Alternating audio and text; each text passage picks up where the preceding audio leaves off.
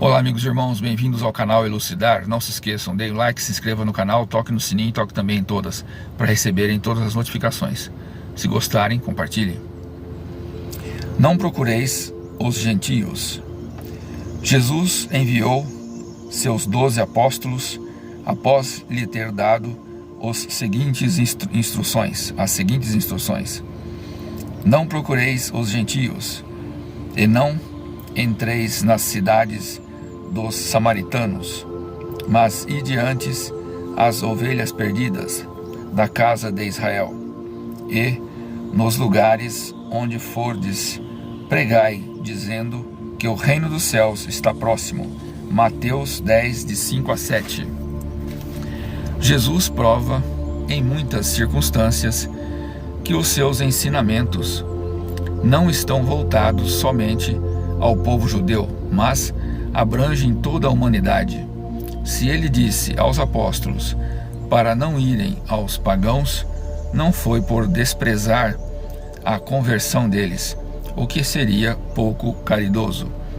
É que os judeus já acreditavam num único Deus e esperavam um Messias, estando preparados pela lei de Moisés e pelos profetas para receber essas promessas.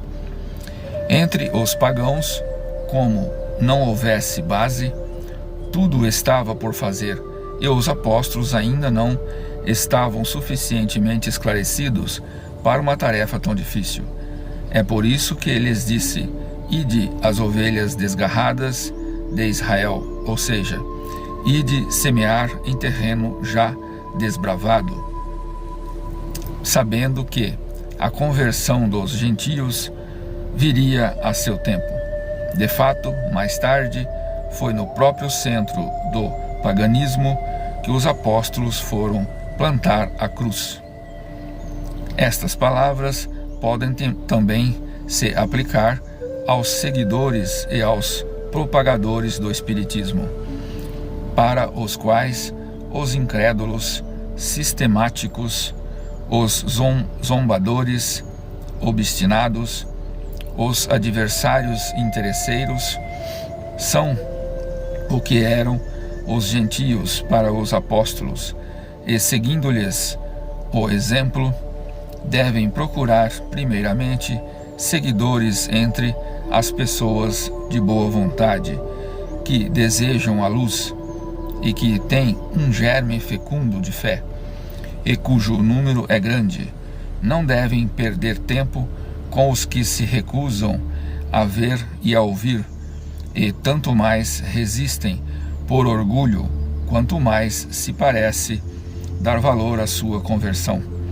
Mais vale abrir os olhos a 100 cegos que desejam ver claramente do que a um só que prefere as trevas. Disto resultará um maior número de sustentadores da doutrina. Deixar os outros tranquilos não é indiferença, mas boa política. A vez deles chegará quando, dominados pela opinião geral e ouvindo a mesma coisa sem parar, repetidamente, ao redor deles, acreditarão aceitar a ideia voluntariamente por si mesmos e não influenciados por outras pessoas. Além disso, ocorre com as ideias o mesmo que com as sementes. Elas não podem germinar antes da estação e somente em terreno preparado. Eis porque é melhor esperar o tempo propício e cultivar primeiro as que germinem, evitando perder as outras ao apressá-las muito.